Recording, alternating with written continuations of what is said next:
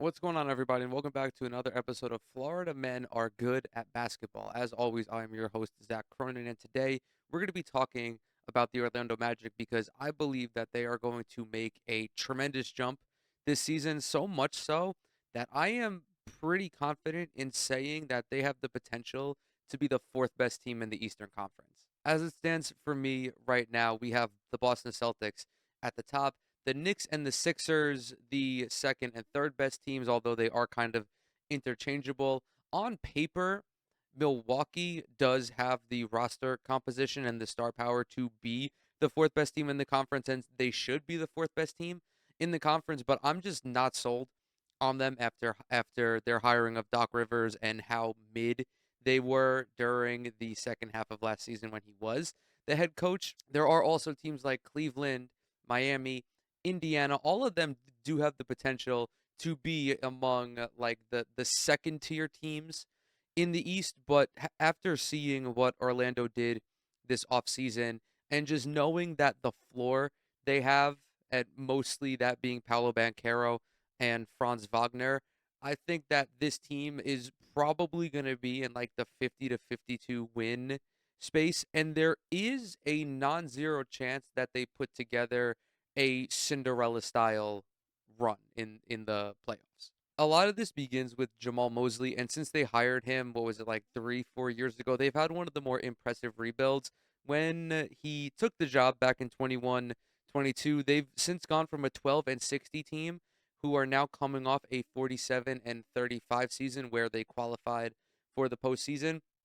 He's a spectacular coach. He has a great philosophy. He's great schematically, particularly on defense, getting all of those guys to buy in to a system, some of whom are not particularly good defenders. I'm looking at Paolo, I'm looking at the Wagner brothers, but for all of those guys, think about Jonathan Isaac, who is a tremendous asset to have on defense. I'm looking at Jalen Suggs as well, Goga Bataze as well, and as their interior present. There's a lot of good happening with Orlando right now, but they do have flaws. Last season, their notable flaw was their offense. They were 24th in volume and 22nd in efficiency, and they still had a very good season despite there being pretty much two different teams on each side of the ball. They were among some of the worst offensive teams and then arguably the best defensive team, finishing with the second best defensive rating. Specifically, the biggest flaw with their offense was their three-point shooting. They were last in three-pointers made per game, second to last in threes attempted per game, and 24th in three-point percentage.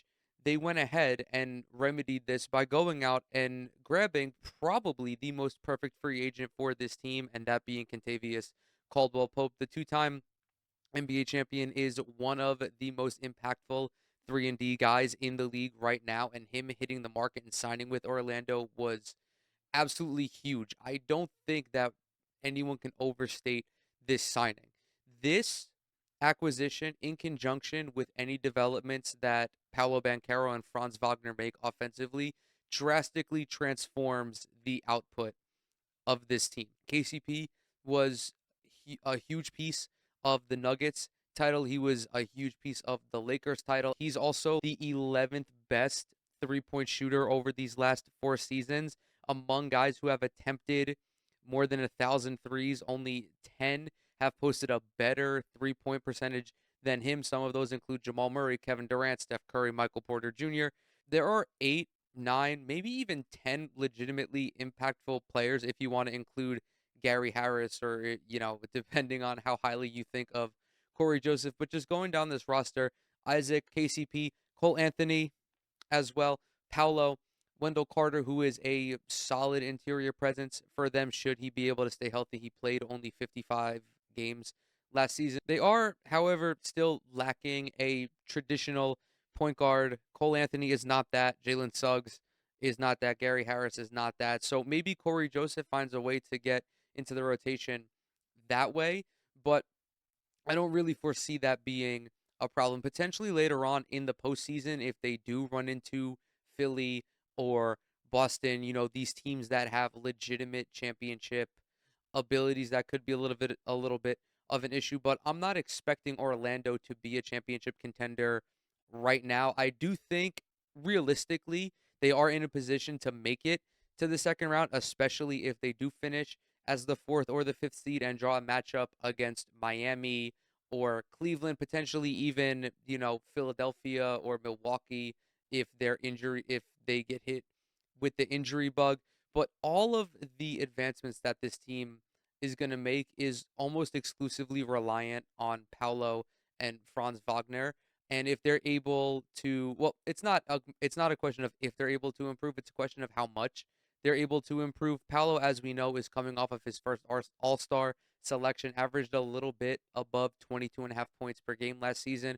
Franz also had a remarkable third season, averaging just shy of 20 points per game and shooting like 48% from the field or so. I think if Orlando is able to get a combined 50 points per game from these two, somewhere around there 47 to 50, they will be in a terrific position. I do think as it stands right now, Paolo is the face of the franchise. He is the franchise cornerstone.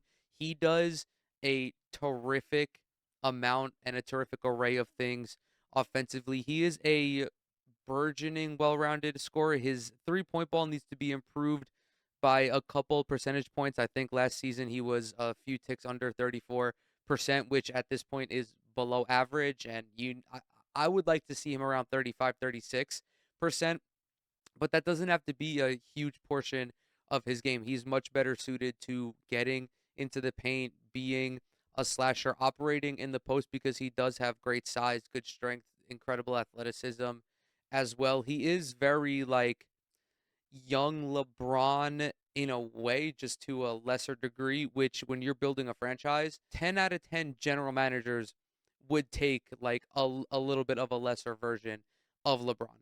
Franz is probably the bigger question mark, at least when it comes to his output as a perimeter threat. He fell off considerably from three last season compared to his sophomore season. There was like an 8 point drop off in efficiency. But if he's able to regain that 36% stroke that he had a couple years ago, you're looking at a guy who's probably giving you 22, 23 points per game. You factor that in with his ability to crash the glass, ignite transition. There are so many dynamic things that Mosley can do with his offense. And that was really the only thing holding this team back. I do, however, still think that they are one quality piece away from contending. If they were able to bring in like a Kyle Lowry type player or Tyus Jones, someone, a true point guard, a legitimate floor general who could facilitate and control this offense, that would have been the ideal